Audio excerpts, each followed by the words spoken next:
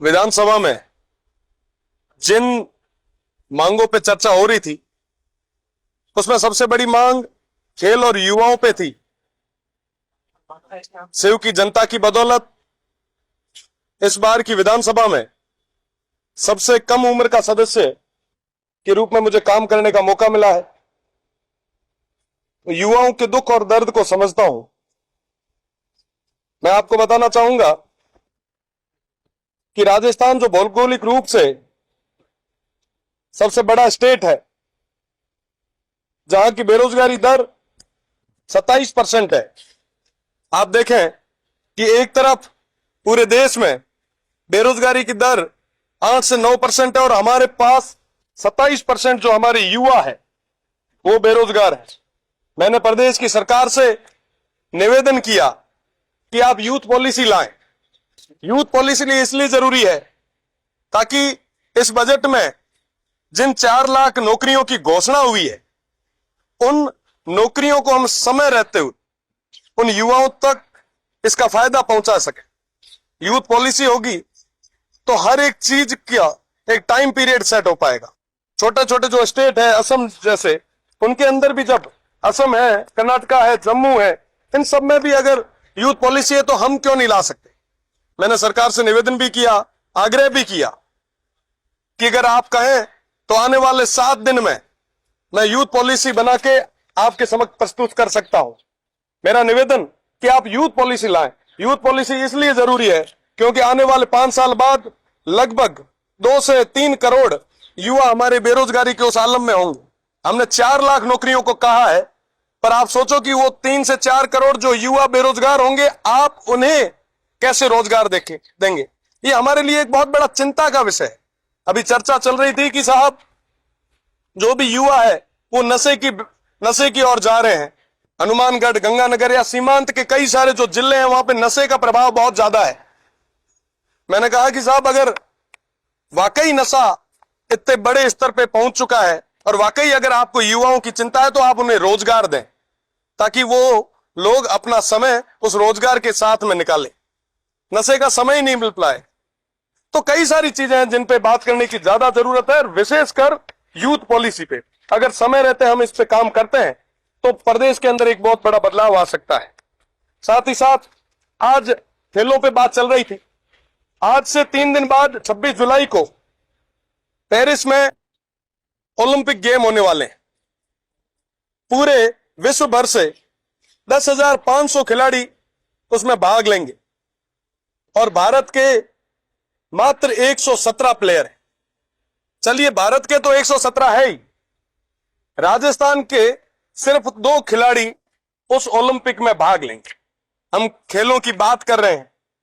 हमसे छोटे छोटे स्टेट जो हरियाणा है, पंजाब है, उनके 22-22, 20-20 प्लेयर खेल रहे हैं और हमारे मात्र 2 खिलाड़ी। और आपको बताना चाहूंगा कि ये जो 2 खिलाड़ी हैं ये अपने खर्चे से वहां तक पहुंचे हैं। स्टेट का इसमें कोई इनका योगदान रहा नहीं। मैं आपको बताना चाहूंगा कि खेल जो है ये हमारे स्टेट का खेल परिषद के पास में एक परिषद बना हुआ है।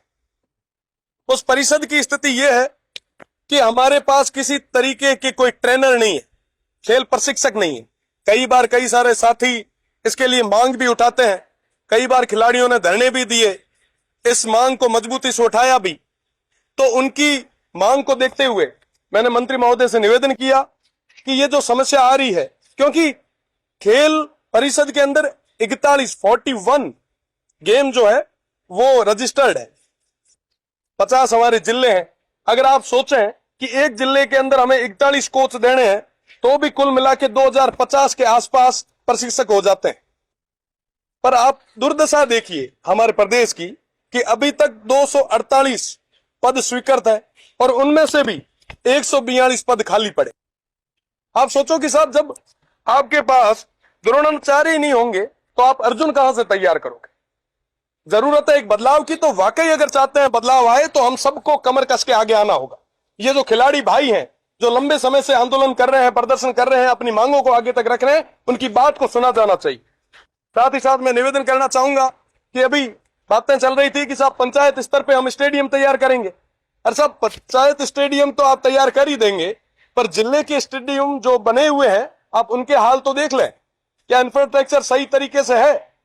क्या वाकई वहां पे खेल गेम्स जितने भी उनके कोचेज हैं, क्या उनकी स्थिति ठीक है? सब पंचायतों की बात तो बाद में कीजिएगा, पहले जिले स्तर पे जितने भी स्टेडियम है आप उनको सही तरीके से करें। साथ ही साथ मैं बात करना चाहूंगा आज सादुल स्पोर्ट्स की। एकमात्र आवासीय स्पोर्ट्स एकेडमी है जो बीकानेर में है, जो माननीय खेल मंत्री जी के गृह जिले पैतृक जिले की है।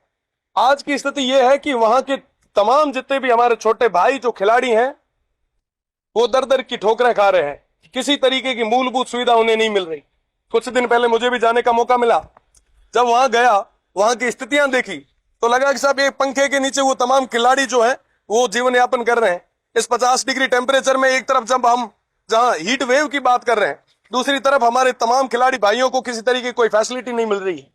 खेल और साथ ही साथ भोजन के भत्ते के रूप में किसी तरीके की बढ़ोतरी पिछले 16 साल में नहीं हुई।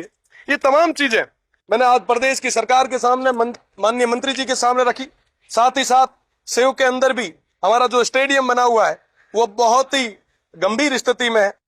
तमाम गांवों के अंदर भी जहां सीमांत क्षेत्र में है और सीमांत के लोग हमेशा से मजबूत रहे हैं और सीमांत के तमाम जितने भी वो जिले हैं वहां से बेहतरीन खिलाड़ी हमेशा स्टेट का रिप्रेजेंटेटिव उन्होंने किया है, देश का रिप्रेजेंटेटिव उन्होंने किया है।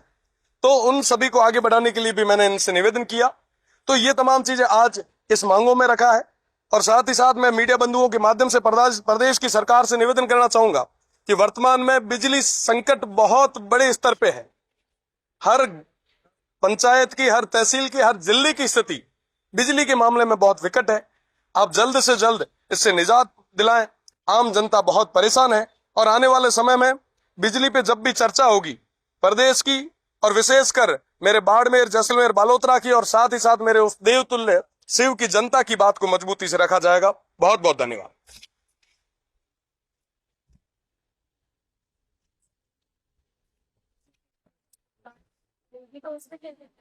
बिल्कुल, केंद्र का बजट आया है। वर्तमान में तो हम लोग यहाँ पे स्टेट के बजट से जूझ रहे हैं क्योंकि शिव का नाम भी कहीं नहीं लिखा गया। तो अब लग रहा है कि जब डिमांड्स आई है तो मजबूती से बात रखेंगे शिव के लोगों की, बाड़मेर, जैसलमेर और बालोतरा के लोगों की, और निश्चित रूप से कल आपको इस पे पूरे तरीके से स्पष्टीकरण भी देंगे। धन्यवाद।